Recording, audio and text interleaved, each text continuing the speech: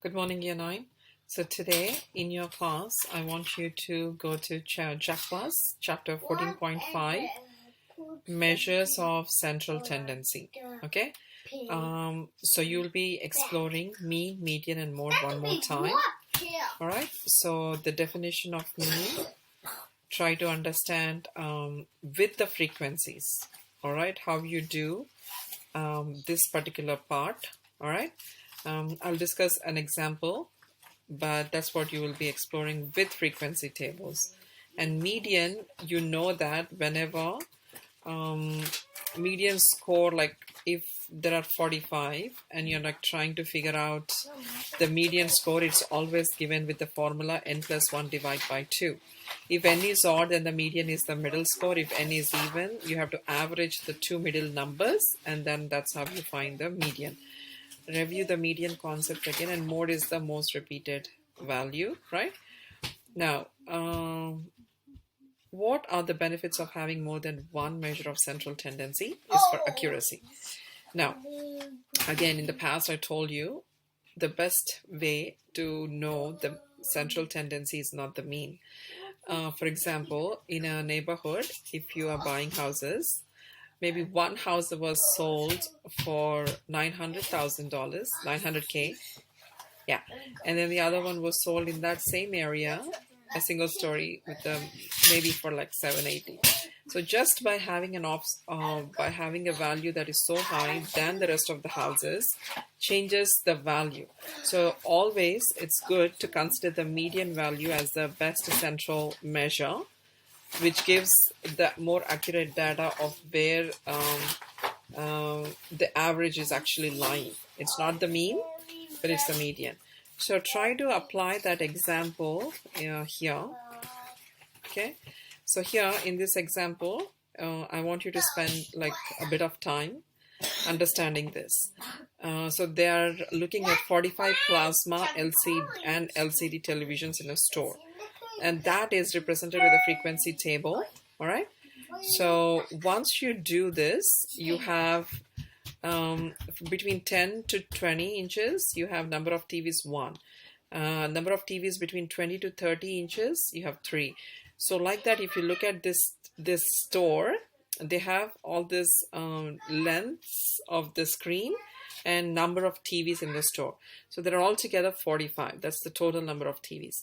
Right now, to find the middle score, you always do, you know that this is the total number of television sets is 45. So you do 45 plus 1 divided by 2. So you know that the median lies in the 23rd score of the data. So now you need to understand where is that 23rd score lies. If you look, this is 4, 12, right? And now the 23rd score will come in this area, which is 40 to 50 inches. So your median is lying right here. And that is a 23rd score.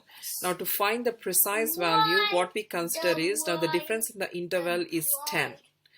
It is, so you know that how, within this one, it is 11th, 12, plus 11 is 23. So within this data set of 19 values, right, the 11th one is the median, because we know that it's the 23rd score. So you do 11 over 19 times the difference in the intervals, which is 10. So you get 5.79 inches. Now the median, if you take, it's the lower interval is 40. So 40 plus 5.79 will give you roughly 46 inches.